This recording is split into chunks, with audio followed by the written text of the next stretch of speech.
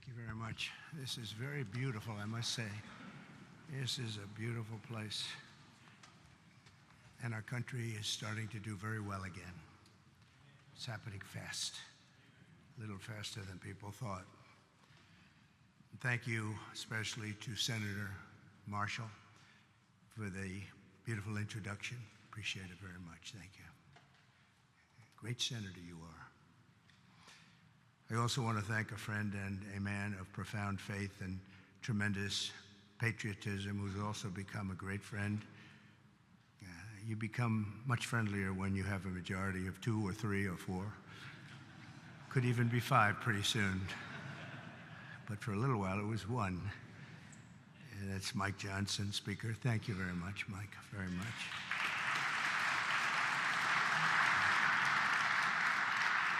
And thanks as well to somebody who's doing a fantastic job, Senator Thune. Thank you very much, Senator.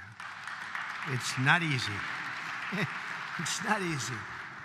It's really great. And Leader Scalise, Steve, wherever you may be, I think you're here someplace. There he is, a brave guy, too. A brave guy, I always say it. And Senator Chuck Schumer. Chuck, thank you very much. Thank you. Senator Hassan, thank you very much. Thank you, very nice to see you. Congressman Jeffries, thank you.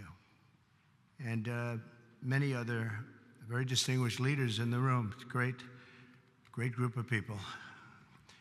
If we could ever come together, it would be unbelievable. It may not happen, but it should, and maybe it will. From the earliest days of our republic, faith in God has always been the ultimate source of the strength that beats in the hearts of our nation. We have to bring religion back. We have to bring it back much stronger. It's one of the biggest problems that we've had over the last fairly long period of time. We have to bring it back. Thomas Jefferson himself once attended Sunday services held in the old House chamber on the very ground where I stand today. So there could be nothing more beautiful than for us to gather in this majestic place. It is majestic, and reaffirm that America is and will always be one nation under God. At every stage of the American story, our country has drawn hope and courage and inspiration from our trust in the Almighty.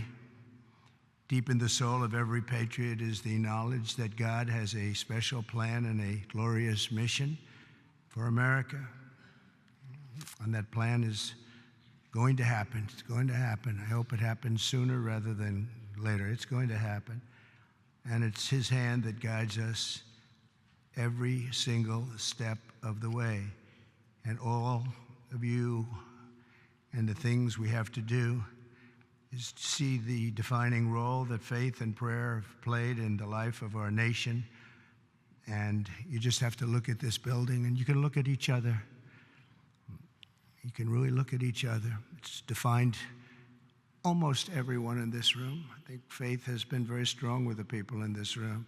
Just steps away from here in the Hall of Columns is the statue of John Winthrop, who famously proclaimed that America would stand as a city upon a hill, a light to all nations, with the eyes of all people upon us.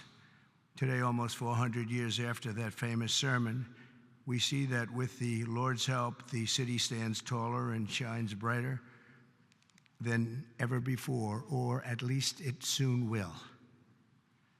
In that same hall, we also find the statue of the great Roger Williams, who founded the state of Rhode Island, named its capital city Providence, and built the first Baptist church in America. It's Williams that we have to thank for making religious liberty part of the bedrock of American life. And today we must protect the fundamental freedom with absolute devotion. We must stand strong, just like generations of Americans have done on the battlefields all around the world. Feet away from the magnificent rotunda Another statue watches over visitors to the Capitol. George Washington, the founder of our country, often called for Americans to join together in prayer, very often. And more than 2 centuries later, this morning, we heed President Washington's wisdom and follow in his mighty footsteps. He was a strong man and of great religious strength. The stories of legends like Washington, Winthrop, and Williams remind us that without faith in God, there would be no American story. Every citizen should be proud of this exceptional heritage. We have an unbelievable heritage, and we have to use that and make life better for everyone. That's why as we approach the 25th times 10 anniversary, think of that, 250 years we'll be celebrating next year of our country's founding. I have signed an executive order to resume the process of creating a new national park full of statues of the greatest Americans who ever lived. We're going to be honoring our heroes, honoring the greatest people from our country. We're not going to be tearing down, we're going to be building up. It will be called the National Garden of American Heroes. Some of you will be on that soon-to-be hallowed ground. Some of you, let's see, I can pick a few of you right now by looking. There's a couple of you right now I can see. Let's see.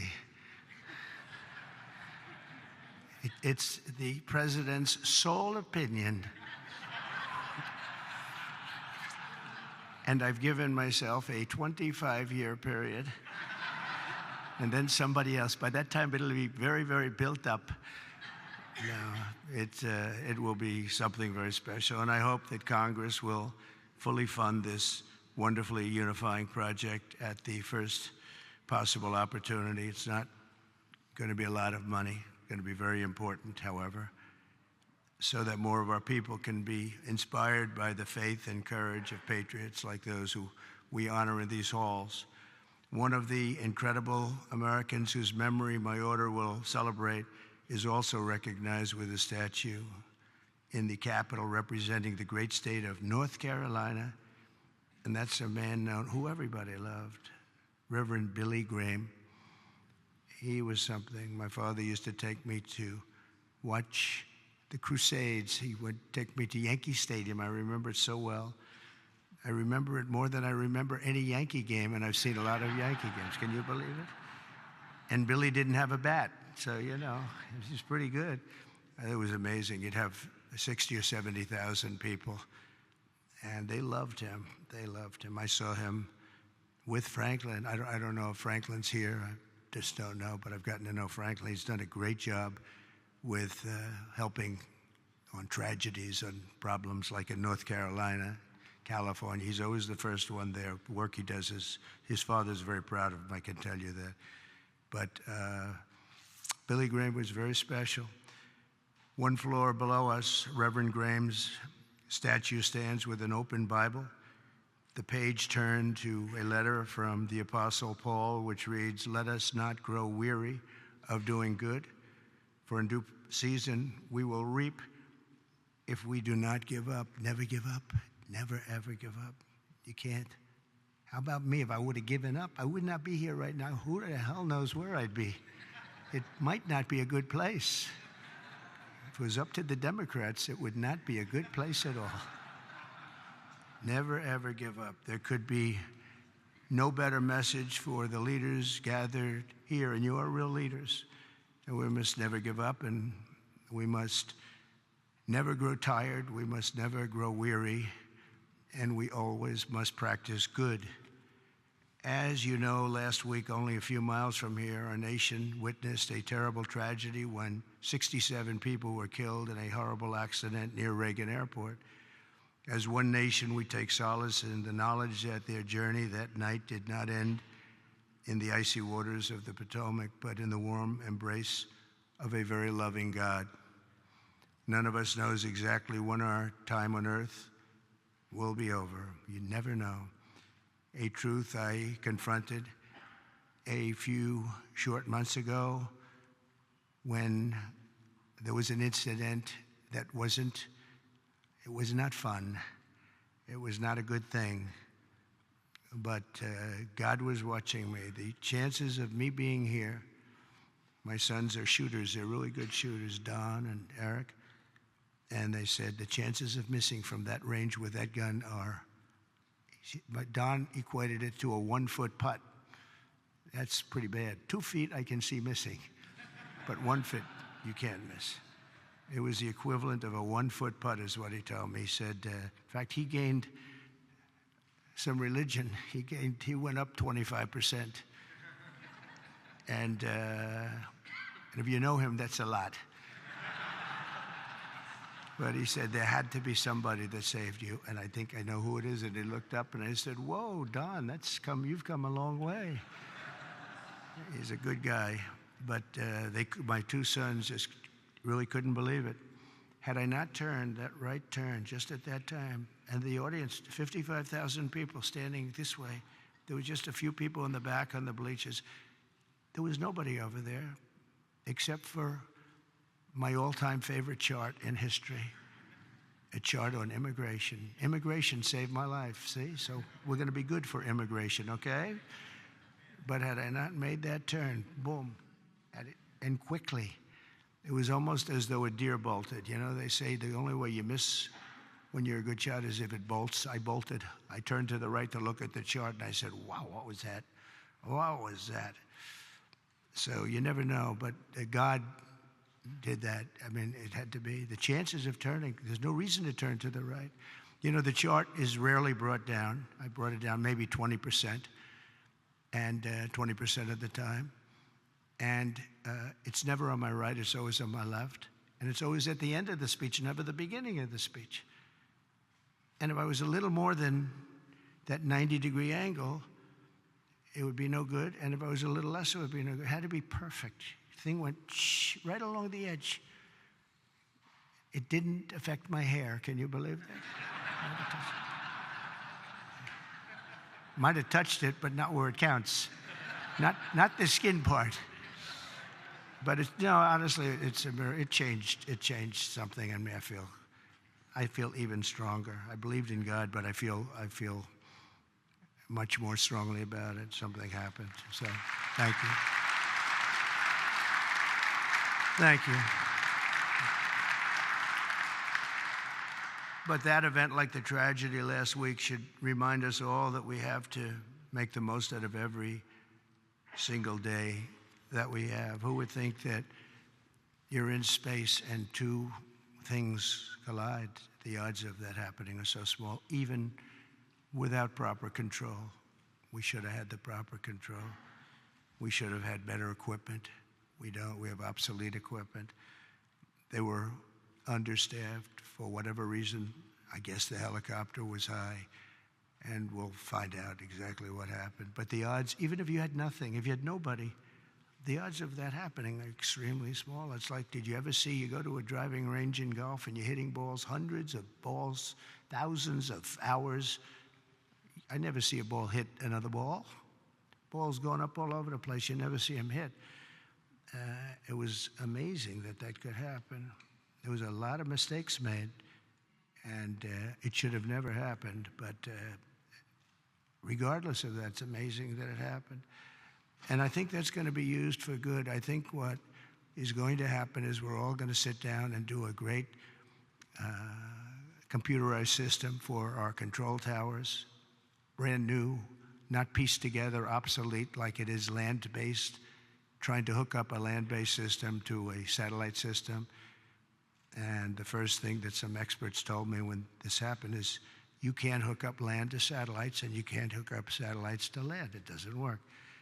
We spent billions and billions of dollars trying to renovate an old broken system instead of just saying, cut it loose, and let's spend less money and build a great system done by 2 or 3 companies, very good companies, specialists, that's all it is. They used 39 companies. That means that 39 different hookups have to happen. And I don't know how many people have of you are good in terms of all of the kind of things necessary for that, and it's very complex stuff. But when you have 39 different companies working on hooking up, different cities had different people, you need one company with one set of equipment.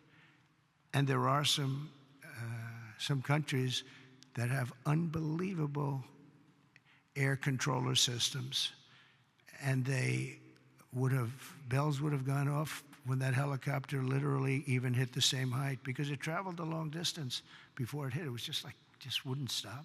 It was, follow the line.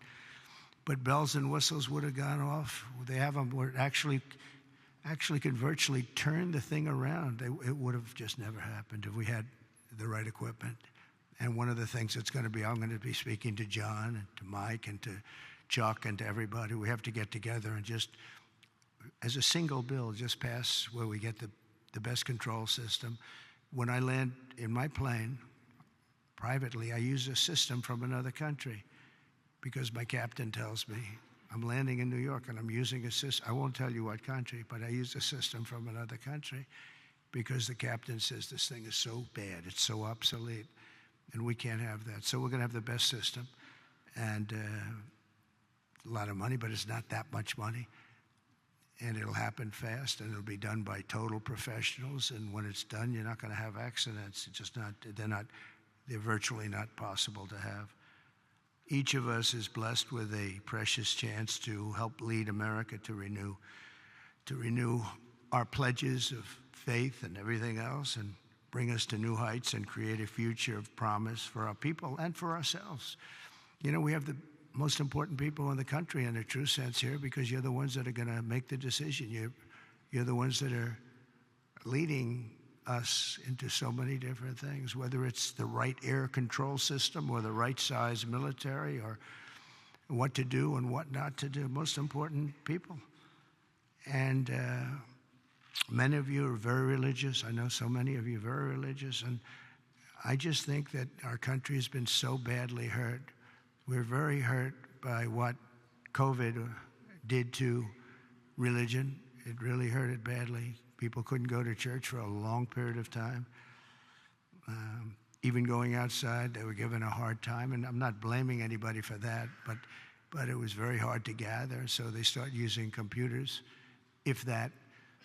And when they come back, it's just, a whole new experience they have to get used to. But it is starting to come back. We had a fantastic thing happen yesterday. The Army had the best recruitment numbers that they've had in more than 15 years. They think it could be 25 years, actually. They're going to probably put that out, but more than 15 years just now. And we were worried about it. We were talking about it numerous times that, we don't have people joining our military services. We don't have people joining our police force. We have to cherish our police. It's so dangerous. You open a car and somebody starts shooting. They have blackened windows. You don't even have any idea who's in the car. Oftentimes they have the dark windows, which they're not, in theory, supposed to have, but they have them. The door opens and a gun is pointed at your face, and you can't do a thing about it. It's just nothing you're going to do about it. Your friends will take them out. It's happened so many times, but it's such a dangerous thing. We have to cherish these people. So today we join our hearts and prayers in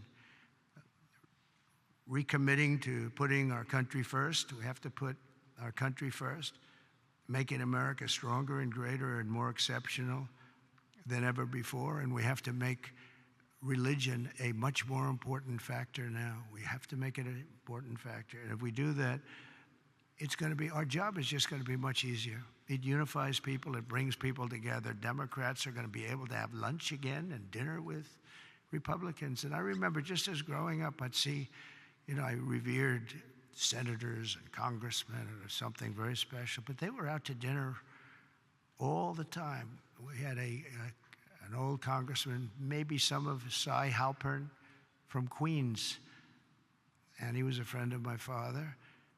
But he'd have dinner he was a Democrat, he'd have dinner with Republicans, and he'd be out. It wouldn't even make a difference. Today, it's like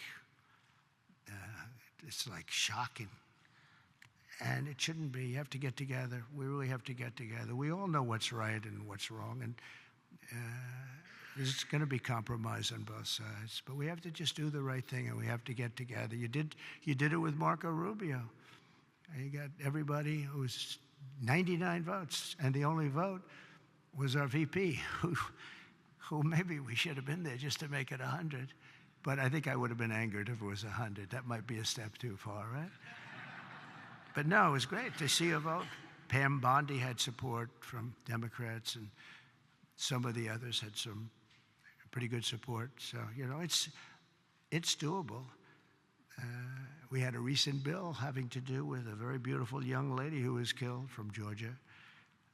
And that bill was very bipartisan. It was a very beautiful thing to watch, actually.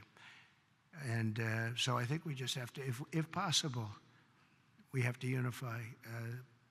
There's big division. I mean, some people want an open border, and some people want a closed border. We want it closed, and they want it open. And that's a big difference. How do you solve that problem? It's a big difference.